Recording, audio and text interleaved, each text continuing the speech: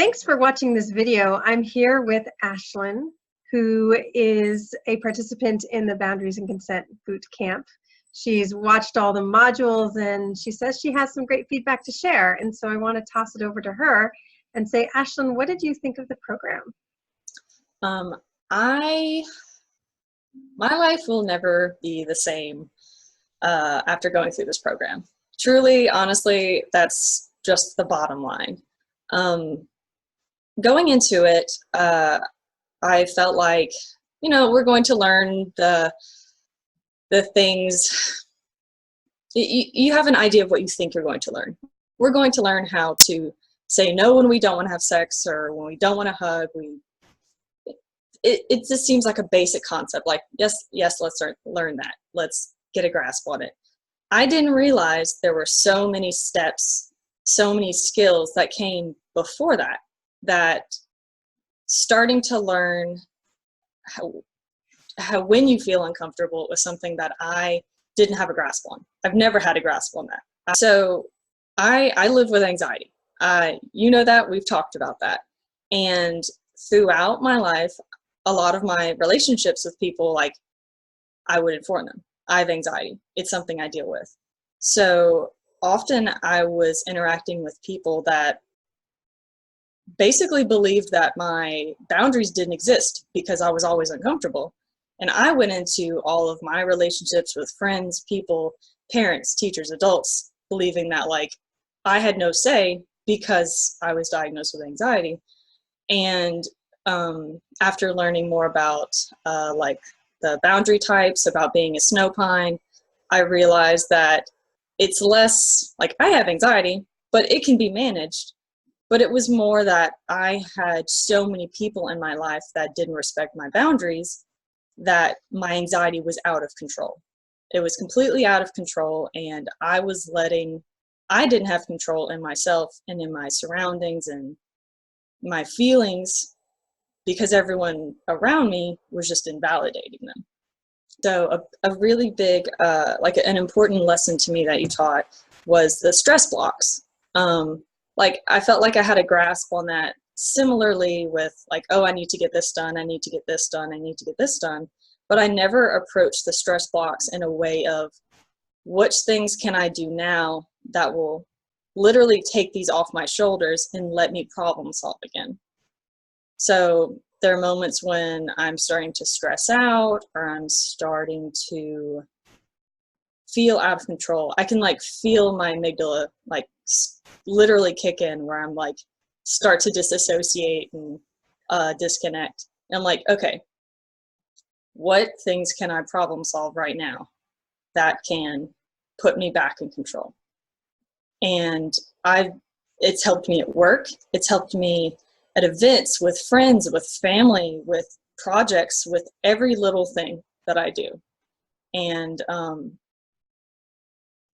I really cannot stress the importance of everything I learned. It truly revolutionized my life. Like, even as a person that doesn't have children, I never thought that so much could apply to me.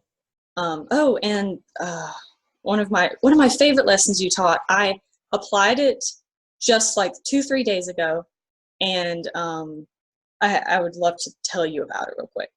Yeah. So I came home the other night, and I came home, and my family, like, there's 2 adults that live here with me, and they're my family. I love them fully. I came home, and they were like, they weren't fighting, they were arguing about something, but they still wanted me to come sit down with them and hang out as we do when I come home. And since we talked about I heart hands, right? I was, of course, just fresh into this argument, so I didn't have any emotional buildup or stress about it. And I was seeing their dynamic go back and forth, and I'm like, I see where that I heart hands is getting broken, or it's not being engaged in. So I was able to sit there and, take in what was going on. And then I stepped in and was like, let me help. If that's all right, of course. They consented to letting me step in and help. And at the time, of course, emotions are high and all of that, but I honestly was like the calming guru in it all. And last night we talked about it, and they have over a decade on me, both of them. So I'm still, you know, I'm a kid in their eyes. But last night we talked about it, and they're like, yeah, you were a calming, honestly, like a guru during that argument. They're like, you told us things that we'll always remember. And that was a huge deal to me. Huge, huge, huge deal.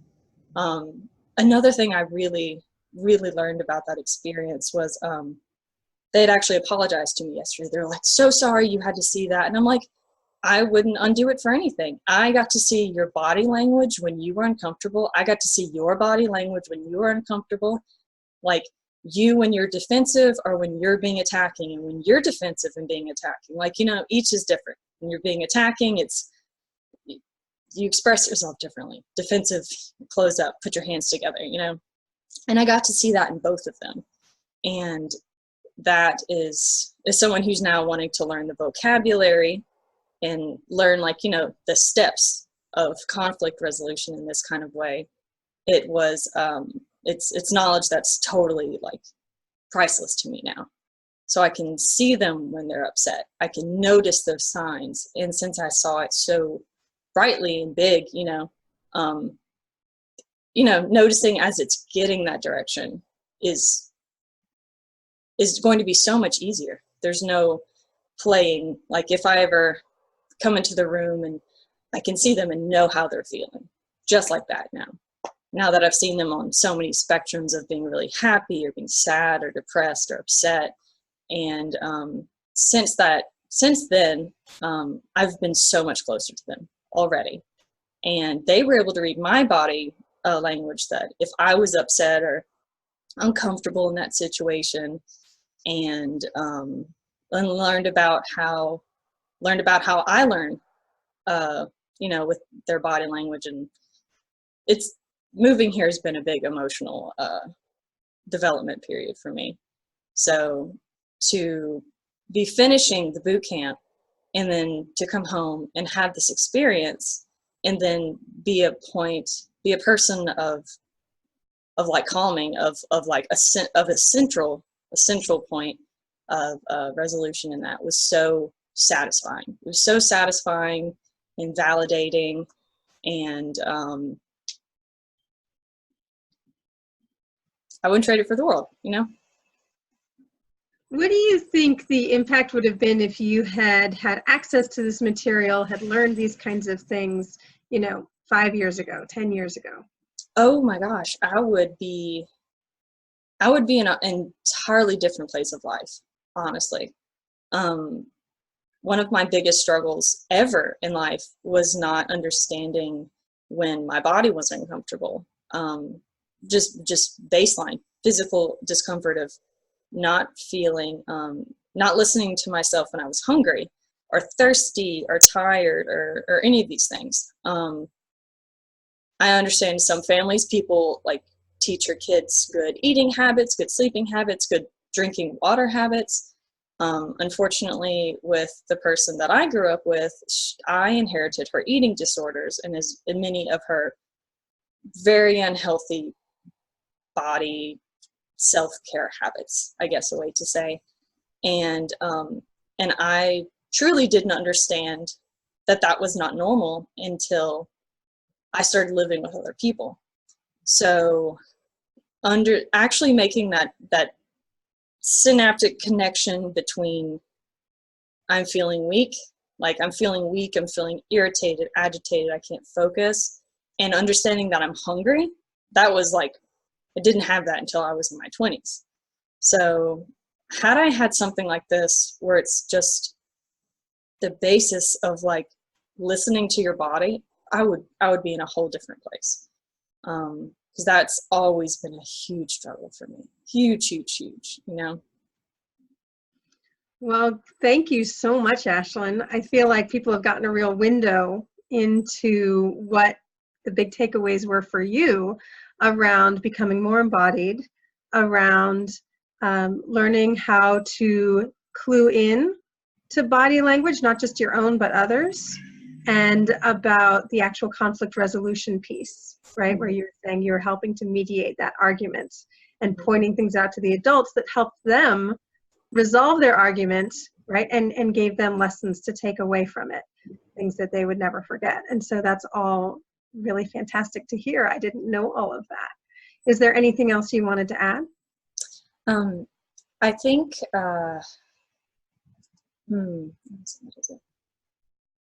think what the really important thing is about what you're teaching is, I believe, like, even as kids, from kids up, we're taught, you know, if you don't like how you're being touched, say no, say no, say no, say no.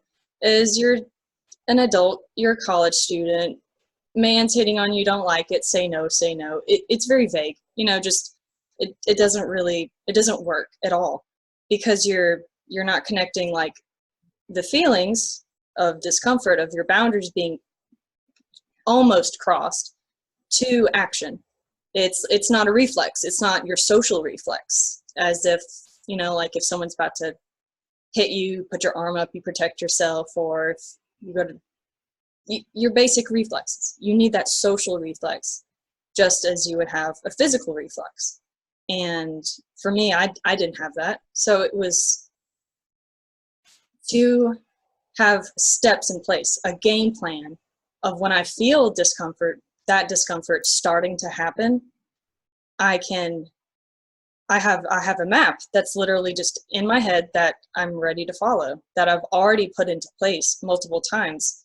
Maybe not under extreme circumstances where I'm having to protect my life, but I'm not letting the snow pile up, just like the snow pine. You know, I'm realizing I'm not letting the little things that I didn't realize would pile anymore.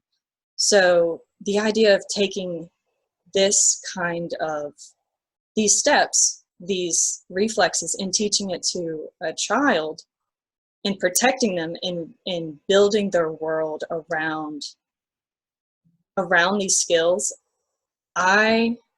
that's incredible. That's monumental to me. To the idea of teaching a child body autonomy, and for that skill to grow through their life, that has to be a sense of skill and empowerment that I want everyone to have.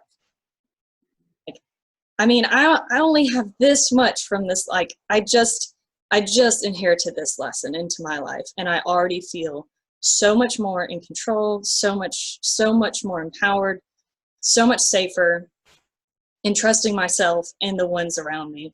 So the idea of letting those lessons build for years and be the base development for children of a child is amazing. And I really just want everybody to learn that. I want everybody to feel this way. So awesome. Well, thank you so much for being willing to come and give everyone your experience. It's really valuable for them to get to hear what it was like for you.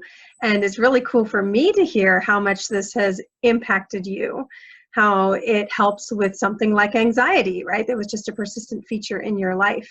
And I hope that that gets better and better and better and keeps clearing up until it feels like I don't have to have that label anymore or tell others that I am this way anymore. That would be really beautiful. yes. So thank you so much for coming on and doing this quick video with me. And thank you to everyone who watched it. And I hope that you'll join us for the next Boundaries Bootcamp. If this sounds interesting to you, just reach out to me with any questions that you have. Thank you so much.